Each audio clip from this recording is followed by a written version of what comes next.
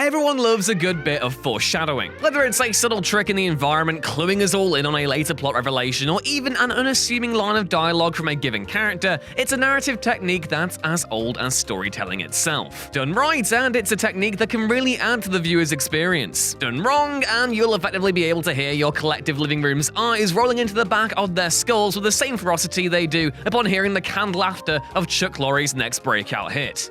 I don't know, just call it 2.5 Sheldons or something. Look, what I'm getting at here is that more often than not, it's a case of being subtle. And thankfully, we've been treated to a whole lot of TV that's been able to make a feathered touch to set up a given plot thread. Some instances of foreshadowing are of course more ingenious than others, but the following examples are still all great to look back on. So, I'm Ewan, this is What Culture, and here are 10 TV shows that cleverly foreshadow what happens. Spoilers ahead, obviously. Number 10. The Walking Dead, Glenn's death. Fans of The Walking Dead comic books knew that Glenn wasn't long for this world when Negan showed up in Season 6's finale, but eagle-eyed viewers may have picked up on some hints along the way. Earlier in the season, Glenn was shown in several shots with baseball bats. Of course, it was a baseball bat that finally did him in. Well, his skull at any rate. He was shown picking up a baseball bat a couple of times too, and earlier in the Season 5 opener, he was nearly bashed in the head with one at Terminus along with some of the other survivors in the gang. These little clues kept the fans guessing, and when it came time in Season 7 for Negan to crush one of the group's skulls in,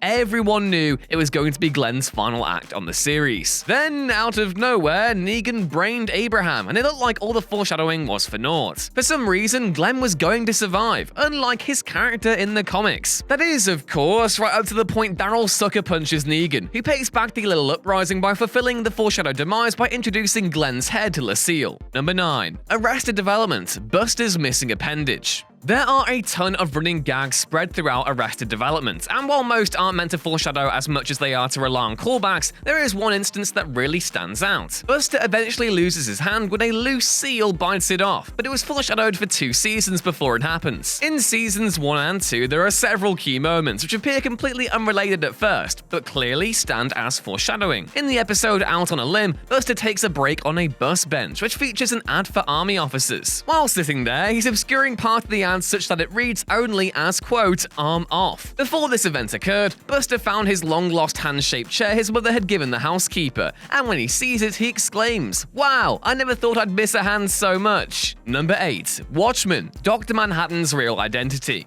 HBO's Watchmen is a proper achievement, and dear God, the thought of actually saying that about a sequel to Alan Moore and Dave Gibbons' comic in 2019 genuinely shocks me. But it's true. Damon Lindelof's show offers a vital continuation of the original comic, marrying past and present together to expand the source material in a really worthwhile manner. Oh, and spoilers ahead, obviously. Please go and skip along to the next entry if you aren't up to date on the series yet. One of the central mysteries surrounding Watchmen is the presence of Dr. Manhattan. He's a looming figure, present in flashback and present, but one who remains forever distant. The series presents the idea that he's off-world on Mars, ignoring humanity's pleas for help, but the 7th episode actually reveals that he's been on Tulsa the entire time, and that the 7th Cavalry are gearing up to harness his power. That same episode, we see who the identity of Manhattan really is: Calvin Abar, the husband of protagonist Angela Abar. It's a great twist, but one that was staring us all in the face the entire time, as the first poster for Watchmen shows Angela staring at a blue glow. The trick? She was looking at Manhattan the entire time. Oh, that's good. Number 7. Futurama, Fry's Purpose. Futurama was one of the best written science fiction shows of all time, and the writers had a lot of fun keeping their fans guessing. From an alien alphabet they had to recreate due to fans figuring it out to a real equation created just for the show, there's a ton in there for viewers. And one of the aspects of the series that remained a constant was the joke that because Fry was his own grandfather, he possessed a unique mind, which made him immune to the brain spawns. That may sound silly and confusing, and it is, but it's also something the series called back to a number of times. In the episode The Why of Fry, his purpose was explained by Nibbler, who was forced to freeze Fry in the 20th century so he could be useful to the universe in the 30th one. Nibbler was shown to be hiding in the shadows under the desk where he gave Fry's chair a little nudge. The best part of the episode was that it was shown in the series pilot, but it was really hard to notice. For just a single frame, maybe 2 or 3, Nibbler's shadow is visible as Fry falls out of his chair into the cryotube. Futurama foreshadowed an event 4 seasons in advance and got away with it because hardly anyone noticed before The Why of Fry hit the airwaves. And And the best part? They also did it with Leela's parents during the first time the crew go underground. Now, that's real velour. Number 6. 30 Rock, Kenneth's longevity. 30 Rock was a creative and witty series that featured some strange characters, but none could match the oddity that was NBC page, Kenneth Parcell. The ever-joyous Parcell, whose real first name was Andrew McKenneth Thamble Sorton, would often make strange comments while smiling in a way that suggested he might go for your neck at any moment. One of the weirdest things about Kenneth, at least if you paid attention to the things he was saying, even if none of the other characters did, was that his age was somewhat indiscernible. In point of fact, the man made comments suggesting that he was far older than he appeared. This continued throughout the entire series in what would become a masterful stroke of foreshadowing, because while his age was impossible to figure out, it was pretty clear the guy was somehow immortal. There were around 20 well-crafted quips, jokes, and references to Kenneth's age across the series' 7 seasons, but the payoff didn't come until the very end. When the show finally concluded, it did so with a futuristic backdrop of flying cars zipping behind a happy and completely unaged Kenneth, working as the head of NBC, where he is receiving a pitch from a woman who is clearly Liz's granddaughter.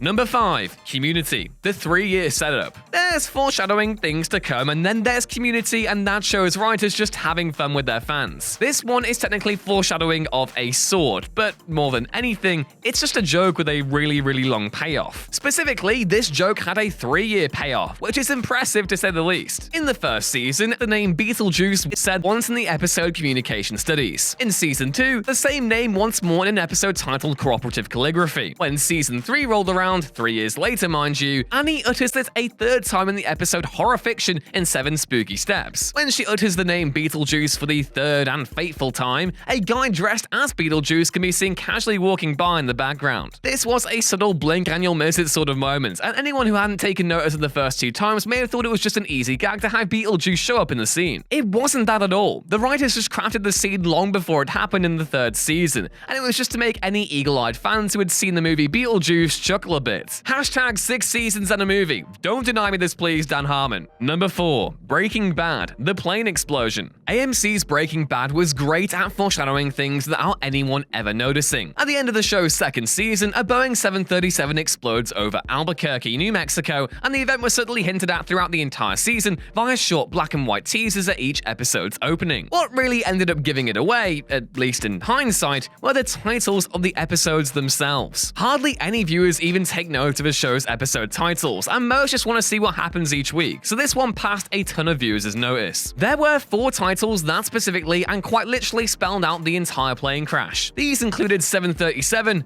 Down, Over, and ABQ. ABQ is the airport code for Albuquerque, so when you read all the titles together, it spells out the phrase 737 Down Over Albuquerque. Number 3. How I Met Your Mother, Marvin Erickson Sr. How I Met Your Mother was great at weaving together plot elements from across the seasons, but it had a way of avoiding foreshadowing for the simple reason that it didn't want to spoil the ending. It is titled How I Met Your Mother after all, and giving it away in the beginning simply wouldn't have worked. That being said, there was some foreshadowing happening throughout the series, and while it usually centered on a joke or punchline along the way, there was one episode that carried it with the emotional equivalent of being kicked in the nuts. In the episode, Bad News, viewers quickly noticed that random numbers were being shown in a way they hadn't seen before. For anyone paying attention, the numbers were counting down, so as long as you didn't miss any, you could count down along with the numbers to the result of Lillian Marshall's test results to see if they could have children. At least that's what the show was leading the audience to believe. Unfortunately, that wasn't the game plan because, as a cab pulled up with the number 1 displayed as its registry number, Lily got out and tearfully informed Marshall that his father passed away from a heart attack. Number 2.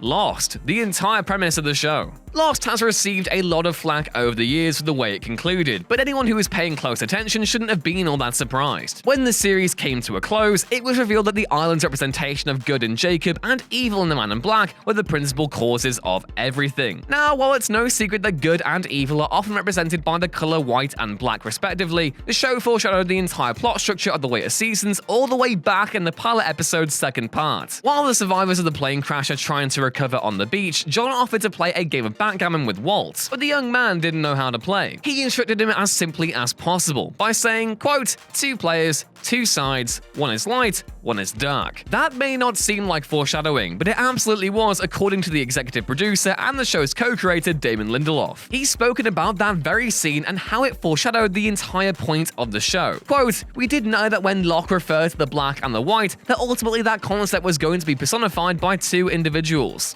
And number 1, Game of Thrones, a few foretold deaths. Game of Thrones foreshadowed several events on the show, but there was one event in Season 4 that stands above the rest. In the episode The Mountain and the Viper, Peter woke Baelish at the following to his stepson. People die at their dinner tables. They die in their beds. They die squatting over their chamber pots. Everybody dies sooner or later, and don't worry about your death. Worry about your life. Take charge of your life for as long as it lasts. The events of Season 4 include the death of King Joffrey Baratheon, who was killed via poisoning at the dinner table during his wedding. Tyrion Lannister strangled his former lover, Shae, while she was still in bed. And in the next scene, he finds his father sitting on the privy before quickly shooting a couple of crossbow bolts into his chest, killing him on the toilet. All 3 deaths were neatly foreshadowed by Lord Woke Baelish in as explicit a manner as he possibly could have said them. But unless you've read the books, or considered him to be a fortune teller, it's likely this one passed you by.